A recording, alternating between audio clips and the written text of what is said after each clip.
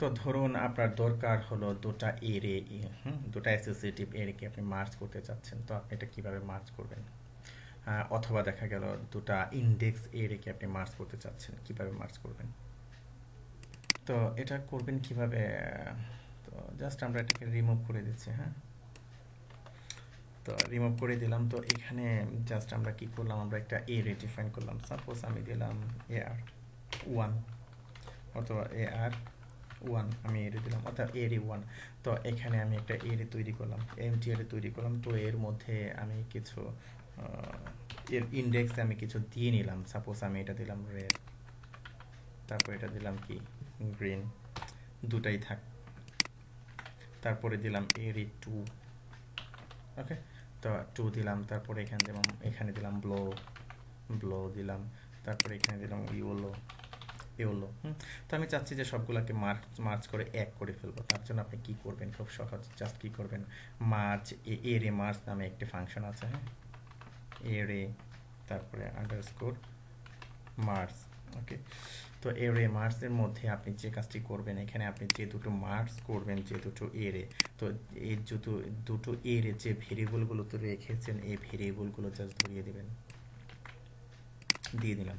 তো এখন আমি মার্চ করে কি করলাম, আমি একটা ভেরিয়েবলের মধ্যে রাখলাম। সাপোজ আমি দিলাম রেজাল্ট, এই ভেরিয়েবলের মধ্যে মার্চ করে রাখলাম। তো এটাকে আমি কি করলাম, ফরম্যাটেড আকারে আমি প্রিন্ট করলাম এখানে।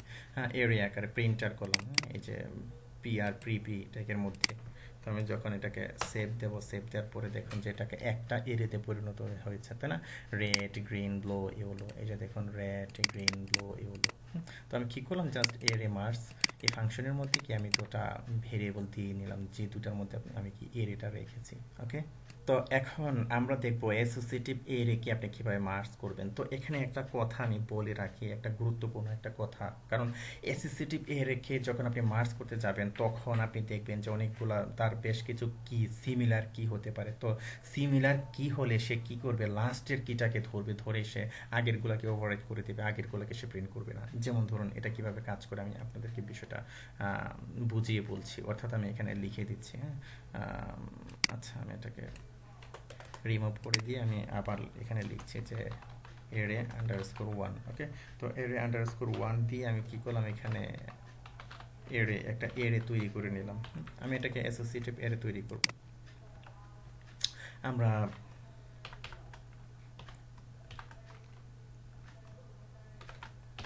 তো আমরা যে কাজটি করব, এখানে সাপোজ এ দিলাম, এতে দিলাম আমরা কি রেড দিলাম।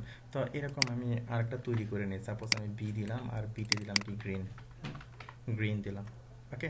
তো ঠিক তেমনই ভাবে একটা এরে আমি তৈরি করলাম। তো আমি এরকম আরেকটা এরে তৈরি করে নিই। সাপোজ এরে 1 দিলাম, আমি দিলাম এরে 2, দুটা তৈরি করে নিলাম।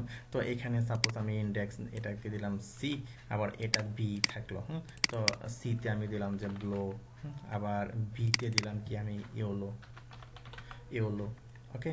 তো আমি আগেই বলেছি যে সে যখন মার্জ করবে, হ্যাঁ, সে যখন মার্জ করবে তখন কি করবে, যখন এই যে সেম কির এরে যখন হবে, তখন শেষেরটা সে কি করবে, ওভাররাইড করবে। শেষেরটা দিয়ে সে ওভাররাইড করবে, প্রথমটাকে সে ধরবে না। যেমন ধরুন আমি কি এই যে রেজাল্ট ভেরিয়েবলের মধ্যে আমি এরে মার্জ ফাংশনটা নিলাম, এবং এর প্যারামিটারের মধ্যে আমি দুটা এরে দিয়ে নিলাম।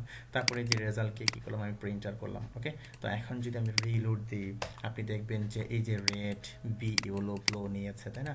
এই যে বিতে কিন্তু গ্রিনও ছিল, গ্রিনকে সে কিন্তু ধরেনি, সে একেবারে শেষের যে ভ্যালুটা, সেই ভ্যালুটা কিন্তু ধরেছে, ওভাররাইড করেছে ওই ভ্যালুটা নিয়ে। তো আশা করি বুঝতে পেরেছেন বিষয়টা কিভাবে কাজ করলো, ওকে। ধন্যবাদ।